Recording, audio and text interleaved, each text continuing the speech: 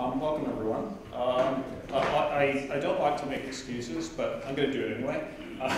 I'm feeling, for some reason, incredibly vague at the moment, so if I don't make any sense, then hopefully a lot of you have seen me before, and sometimes it makes sense. And I'll do the best I can, I guess, in this circumstance. I'm hoping that some of the adrenaline from being in front of a crowd will help my mental acuity. So I'm going to be talking about EGM gambling environments. So we're talking about poker machines, slot machines, VLTs, whatever you want to call them, and not other forms of gambling. So later on, you may forget that. So I want to remind you that this is only about poker machine gambling that we're talking about, and environments that might influence people to play. And so gambling on EGMs is advertised as an entertainment experience. This wouldn't be a surprise to you. So it seems natural that marketing research techniques would be a useful technique for trying to understand what is it about the environment around poker machines that might influence people to play, and in fact might influence some people to play to excess and experience problems because of their play. So this study is going to present on a marketing research technique called a discrete choice experiment, which is used a lot in marketing research. It's looking at the entire environment surrounding the play experience. So we've sort of developed this model in an earlier part of the research that looks at how people choose the gambling environment, and the gambling environment has different elements, and you either, the argument is that you either explicitly or implicitly make choices amongst a number of levels. The first level is platform, so you can choose to gamble, as we talked about, as Mark talked about before, you can choose to gamble on a mobile device, or on the internet, on your computer. You can choose to gamble in a physical venue. It could be a pub, club, casino, at least in the Australian context. And those are the different environments or platforms that you can choose in terms of environment. There's also the provider. So once you've decided on how you want to gamble in terms of what platform, you choose, okay, I want to go to a club. Now the question becomes, which club? Is it going to be my local club, or am I going to drive a little bit farther to this fancier club? So the provider is actually the next level of choice. And then the last level of choice, which doesn't really seem like the environment, but constitutes the environment the gambler is in, is actually the game itself. Once you're in that club, you have to choose which actual machine you're going to play in that instance to complete the cycle. And in essence, once you're playing in a club at a particular game, you either explicitly make the choice to go to that venue and to choose that machine, or implicitly, just by being there, you've gone through that sequence of choices. You don't normally, in other words, sit at home and say, I want to play Pink Diamonds, a particular game machine, and I think, I wonder if I should play online, or if I should go to a pub or a club. No, it usually goes the other way around, so you usually make that sequence of choices. Okay. So we're going to talk a little bit about the discrete choice experiment. Discrete choice experiments will give us some idea of the ideal or so-called ideal play environment for the average gambler, but I'm going to talk about a little articulation of that as well, because the gambling population out there potentially is not homogeneous. Little spoiler alert, it isn't homogeneous. That is, not all gamblers prefer the same environment. So some people like different stuff. No big surprise, but what we're trying to do is find a way to discover what those different environments are, what people like to choose. So there is a good description. I'll give you a description of what the average gambler likes. And it will be things that will probably be pretty familiar to you. And that is a very useful level of description, because they're by degrees. A lot of gamblers share the same preferences, but there are some differences, and particularly interesting differences based on different unique characteristics that gamblers have. What are the unique characteristics? Well, obviously, some gamblers have problems and some don't. So that's an important distinction between whether gamblers with problems choose different environments to gamble on and not. And of course, the whole point of this exercise is to say, well, if there are environments that attract people who are so-called recreational gamblers that are just gambling for fun, and there are other environments that attract people with problems, well, perhaps we should design environments or present environments that encourage recreational gamblers, but are not particularly attractive to gamblers with problems, and therefore encourage safer environments and discourage the occurrence of less safe environments. And that's that's the idea. And so doing this, we'll be using market segmentation techniques, again, a marketing research paradigm. So here it is, the discrete choice paradigm. It's a marketing research tool. Participants choose between pre-configured hypothetical scenarios with different features. So one of the ways you can imagine asking people about what environments they like is to simply ask them and say, do you like this? And they can say yes. And that is a reasonable approach. But the problem about that is that people often cannot, in the real world, choose their ideal environment. They may like a particular machine, but that machine's not available at their favorite club. So in the real world, people are presented with scenarios of consumption, that is, an environment and different possibilities for them to choose in gambling environments. And they must choose amongst those available possibilities and choose the sort of best combination that suits their preferences in order for experience. I mean, if I were to want to gamble, I would want to gamble in Vegas every day, okay? Because it's better, frankly. But I can't gamble in Vegas every day, so you have to go somewhere else. Okay, not that I gamble every day. Okay, so they have to choose from pre-configured. So the idea of this discrete choice experiment is that we get people's revealed preferences. They're revealed in the sense that they choose an environment of several that we give them, and that choice reveals something about the individual characteristics of that environment that they find to be attractive. And it's more natural in organic investigation of preferences. The real world, people can't choose, of course, amongst to construct their ideal experience. So what are the hypothetical scenarios? In earlier parts of the research, in essence, what we did is we went through and we did a qualitative phase where we asked people about what things they like about the environment, specifically focusing on all those levels, the platforms that they like, also the providers, what they like about providers, lighting, and things like that, and then also about the games themselves. And then went through that. Turns out that there was an awful lot of stuff that they told us, so we couldn't use everything, but selected some of the high frequency items that made natural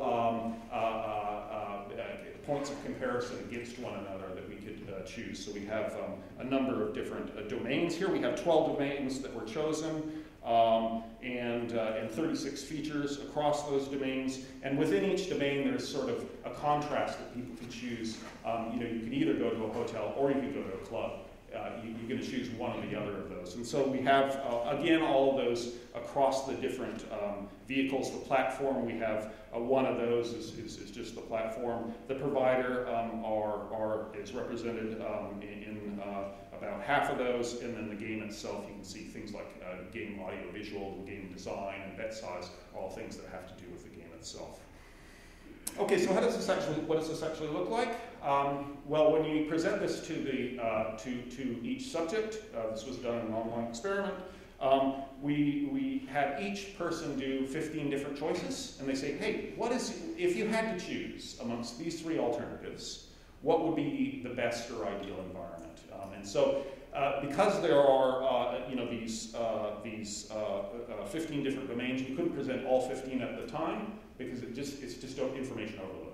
People can't do that. They can't. They tend to basically focus on one element or the other element. And so the typical way of doing these marketing research things is to present in each instance a different number of different domains that we want people to compare on, and then 3 different options, and you choose what is the best option. When you choose the best option amongst these 3, you're implicitly revealing through that choice, particularly over a number of choices, that you like particular elements within that. So if you chose option 1, you can see, well, that might mean that you like free or very cheap, but of course that was also an option 2, so there's a little bit there. If you choose option 1, obviously you like gambling somewhere that's near home, because that's implicit in your choice of doing that. And through some really neat and complicated statistics, you're actually able to find out the utilities or the weight that people give to these different elements or these features of their choice. Okay. So here's the methods. We did two rounds of data collection, and these were meant to get at people who we cared about. So the people who we care about were people who actually go to real clubs and venues. So that seemed like a really good people to recruit. This was done in Victoria, by the way, and thank you for the Victorian Responsible Gambling Foundation for financing this. If I hadn't said it before, which I know I haven't, so I'm glad I remembered with my addled brain. So the 245 people are actually participants that we recruited in 8 clubs around Melbourne and region of Victoria. This was really focused around Victoria because Victoria was financing it. Thank you again, Victoria. So we went to the clubs, and we actually had this is I think the technologically cool thing. We had an iPad with a 4G internet connection, and people would actually go through the experiment on the iPad, and it was being recorded on our on our servers, just as if you do another internet survey. But we're in essence giving them an internet survey live within the venue. So they would come in, and they would if they even looked like they were friendly to the research assistant, they would be approached and asked to take part in this. But they're actual EGM gamblers within the venues. Now it's important because we're interested in also online gamblers. That obviously, if you're only recruiting in the venues, then you're potentially biasing it to people who might like to play on online environments. And so we had a much larger sample, mainly because it was cheaper, going out to online survey panel, which over 7,500 participants in that sample. So the survey consisted of the DCE, which was a discrete choice experiment. That was those choices. Everybody did 15 of those choices. Problem Gambling Severity Index, which is a measure of gambling problems or problem gambling, and demographic questions, of course, to balance it out. So here's an example. I won't give you all of the discrete choice results, but to give you a sense of what the utilities actually look like. This is the one for platform. So when we ask people about their platform, these are the average results over all of the participants that we have. Where do people like to gamble? They, on average, want to be at a club. And thank goodness there are so many clubs in Australia, because they're doing their job, I guess, because people like them. And you can see, interestingly, that this is all in a relative sense, so all these utilities add up to 0. That's the way the discrete choice experiment works. So if you choose one thing, then you're not choosing another thing, and therefore they sort of all sum to 0. You can see that the online devices were, on average, not favored to the in-venue. The in-venue is what people are like. Now you have to remember this is in the context of Australia. Gambling online is casino-style games, which of course includes EGMs, is not legal to offer to Australians. It's actually illegal to play them. It's just not legal to offer them to Australians. So it's the providers that are making the mistake if they're providing it to Australians.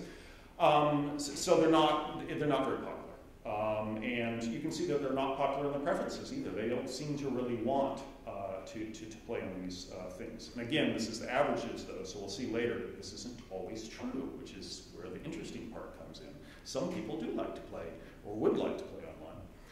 So here's the ideal results from the average gambler. Again, it's not true of everybody, but it's a reasonable description because the averages actually are reasonably representative of a lot of gamblers. Where do people want to play? They want to play at a club. They want to be amongst a group of friends. They want to be close to home, where it's a place that's large and explosive, relatively quiet, pleasant air conditioning, and cheap food. Does this sound like a club near you? It sure does. They know what they're doing, apparently. Either that or they're influencing the preferences of their consumers. They want to play a classic game. That is not a game that they don't know. They want to play a game that's familiar to them, has quality sound and animations, small minimum bet sizes. This is as opposed to large maximums, which is interesting in and of itself because the small minimum bet sizes, there's this move in Australia to think about, well, there was a move to think about, that's distant past, $1 bets. I think there's still $2 bets here in New Zealand. You can confirm that for me. So there has, in quite a bit in the past, been a minimum bet size in New Zealand, but in Australia, it's I think it's $5, isn't it? Is it $5 or 10? Okay, different by state, but okay, 5 or 10. Yeah. So that can be quite intense gambling and can lead up to average losses at maximum intensity of $1,200, $1,400 an hour at that level of intensity. intensity, bringing it down to $1. And guess what? People actually want that because they're really interested in having cheap bet sizes, not large maximums. Feeling safe and secure in the venue, that's what people find attractive about it. It's a safe place to go. You know, they have security there, and having a variety of other games to play. So having a lot of variety of games to, even though you want to play your classic game, you want to have the ability to play a number of different games. So average gambler, as I said, the population is not necessarily homogeneous. And in fact, I'll show you that it is not, in fact, homogeneous. The risk of how is it different by gambler? Well, potentially because of the risk of problem gambling status, and this, our results will show how that's going to impact on people's preferences. That is, being a problem gamblers may have different preferences than people without problems.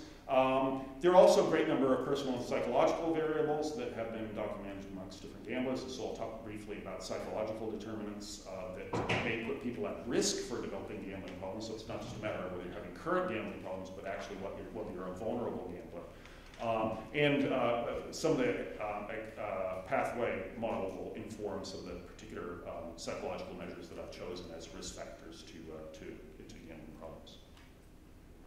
Okay, so the present study is looking at taking those average results and looking at doing a market segmentation of those results. So the really nifty part of the discrete choice experiment is it gives you not only average preferences, but it gives you the preferences across those 15 different choices that people made. It will give you an estimate for every single person, for every single feature, what their utilities are, what their preferences are. So you know what the preferences are of every single person of those nearly 8,000 participants that we had. And by using that, we could use what's called, well, we used a number of different clustering techniques, but we ended up using ensemble different clustering techniques. They all came up with around the same results, and so we sort of defaulted to what's called k-means clustering, which is a very common technique, and that's why we decided to present those results. So using k-means clustering, we wanted to see amongst all those people that we had, the nearly 8,000, are there identifiable different patterns of what people prefer in a gambling environment by looking at that data. And so here are the 4 segments that came out as what are the different environments that people preferred. So first there's the value segment. Talk about the value segment. Value segment is people want a cheap night out. I've talked to industry people and they go, oh yeah, we know about these people. Not necessarily your preferred customer. However, they could be a backbone, a bit of a backbone of the industry, given that there are 24% who express these kind of preferences. So these are people who really want a value entertainment experience, and often that value relates to things that are not just the gambling experience. It could be, cheap food, other amenities where they're not spending a lot of money. Other one is social. So social is a very large part of it. These are people who tend to prefer the social aspects of gaming. They want to gamble with friends. It's a night out with ability to socialize, perhaps meet new people. All this sort of stuff is one of the things they seek in a gambling environment. This one's poorly named. Please give me advice as to what it named. I call it the high roller. It's poorly named for 2 reasons. One, high roller really often refers to other types of casino games because there's no dice involved in EGMs, and EGMs are usually played for high value. But at least the high rollers are less sensitive to things like having a minimum bet size that's small. They don't care about that. Probably a little bit of a better description of them might be what I would call undifferentiated. They actually don't care about the environment. What they care about is gambling, and everything seems, yeah, that's good. I like to gamble on that. No matter what it is, they seem to want to be able to bet on it. They don't have strong preferences. The strong preferences revealed by the other segments. Last one is the internet segment, 16%. Now, again, when looking at all of these, internet segment are people who would prefer to gamble, that is, on these EGMs, on these poker machines, but on internet sources, either on mobile or directly on a computer. Now, it's important when looking at these not to make the mistake of saying, you can look at a pie figure like this and immediately go, oh, 16% of gamblers in Australia are internet gamblers. No, Not at all. In fact, on EGMs, it's such a small percentage. People have quoted things like 1% or 2%. Almost nobody plays these games in Australia on the internet, mainly because you can't legally offer it to Australians, and so you have to go to these dodgy sites in Antigua or wherever it is, and people don't like to do that. They don't want to, they don't trust it, or perhaps, or for whatever reason, because it's not marketed to them, or they don't know its availability, or they don't believe in its probity. They don't gamble on these internet sources. However, 16% of them would love to gamble on these sources, right? They would love to do it. So there's this big unmet market need, which, if you're a gambling provider, seems great. Hey, here's a market for us. We'll talk about that in a little bit. So I need to, I can just say these, and that's great, but how did I come up with those descriptions? Well, those descriptions were actually basically devised based on looking at the revealed preferences, what the different features they actually liked are. So I'm going to go through those rather quickly because they're, but I just want to sort of justify this pie chart in a sense by looking a little bit at the features. So you can see on platform here, the social gamblers want to be at a physical venue. You can see that very strongly. And you can see that the obviously the internet gamblers really strongly want to be on an internet website, mobile platform, or tablet device. So that sort of is revealed through their preferences, and that's why I gave them those names in essence. And you can see over here that internet gamblers, hey, they want to be at home, or they want to gamble close to home, is what we said. Well, in fact, so close to home, they're at home, is where they want to gamble. And so a lot of people like to gamble close to home. Interesting, a lot of people don't want to be gambling anywhere near work, perhaps because they don't want to be discovered there, who knows. And so also you can see here, social gamblers really don't want to be where there's nobody else around. They want to be with other people. So you can see that they want to be with a group of friends. Most of the others want to be with a group of friends as well, but they have that strong preference. And they certainly don't want to be around, that don't yet. You can see the same preferences in the others. This is where my vague head this is obviously not working well. So here's some things like noise level. Obviously the place is quiet, appeals to the internet gamblers, and the value customers are coming out here. And the lower one, they want food that's they really want food that's free and very cheap. They don't care about it being hot, quality and delicious. They want it to be as cheap as possible. So these are the cheapskates. So anyway, overall feel, I'm just going to go past that because I think you can basically get the idea. Hopefully I've justified those names somewhat. So here's what I would say that are key results. Yes, people have different preferences, but what is the gambling profile of people with these different preferences, the PGI statuses?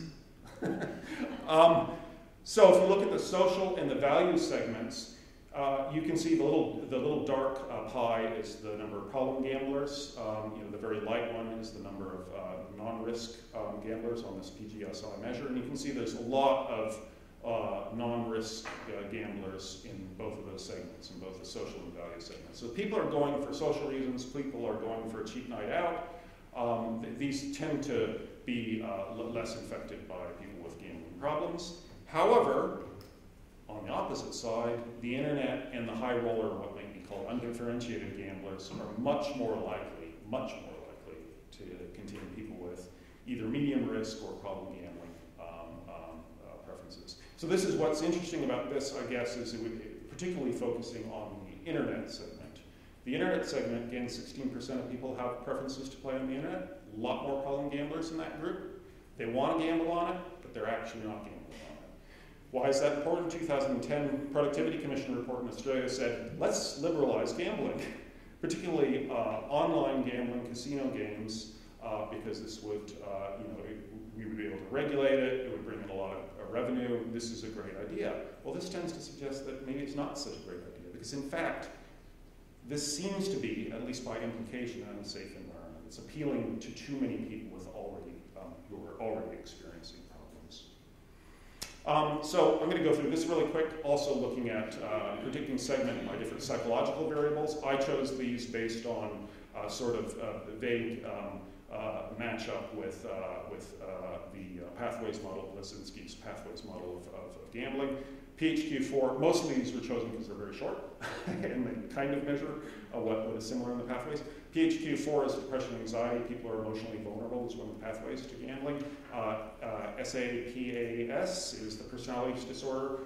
This is presumably measuring antisocial personality disorder. Antisocial impulsivist model is another pathway for gambling problems. And BIS-15 is also a measure of impulsivity, as well as antisocial tendencies.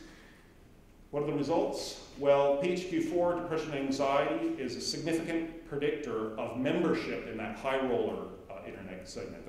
That is in fact the most dangerous segment, is that undifferentiated gambler, with the top 5% of HQ scores, for example, having 47% greater chance of belonging to this high roller segment.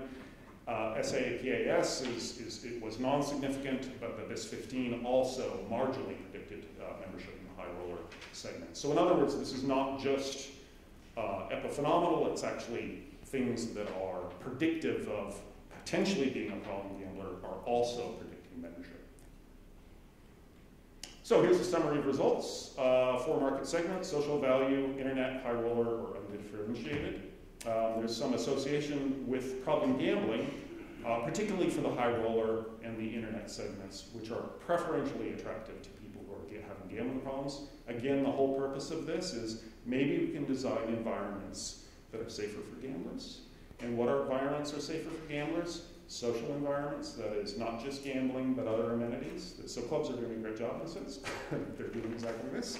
And that are good value, that are not expensive night out for them.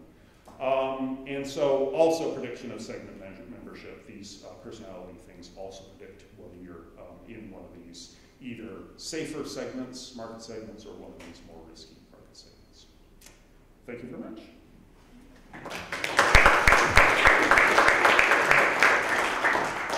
So we have time maybe for 1 or 2 questions. Yeah, I actually studied and essentially agree with the final results there. The only thing I would quibble with is that 16% internet segment struck me as unusually high, and it's almost certainly inflated due to the nature of your sample. Yeah. All of them who are online panelists by their nature are heavily involved online people, as evidenced by their proclivity to do endless online surveys. Yes. So if you had a more representative sample, my guess is that would more parallel the 7 or 8% of the Australian population who's gambling online. Yeah, I think that's a good comment. I mean, I think because we had relatively few, like 250 people that we actually recruited in venues, we tried to see if there were reliable differences between the 2 samples. To my recollection, we couldn't find reliable differences. However, that may be a function of we just had too few people recruited in the venues. So I think that that is a valid point, that it could be inflated by the fact that they were sought on the internet. I think it's probably less than the internet penetration in Australia is huge. So it's less that than these are people who are interested in computers and potentially surveys. So they're slightly different potentially populations than you would get from other sources like calling and caddy surveys and that sort of thing.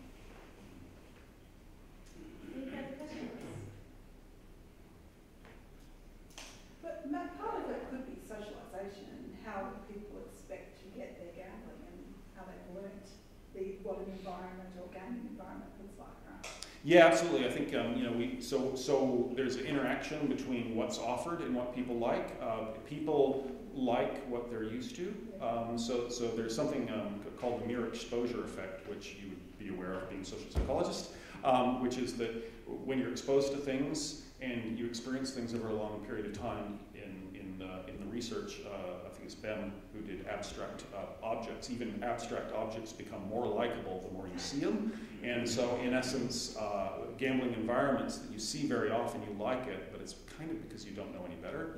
That's what you've been given, and you learn to like it over time. Just like we learn to like scotch or smoking, because tobacco's awful, but after a while it tastes pretty good by association. And gambling environments could be the same thing. Nevertheless, I think that's this is what the state of play is at the moment, And in the future, with different environments, preferences could change potentially. Okay, we're just about at time for the last questions. I'm just wondering about social desirability of the scenarios versus preference versus what people actually do.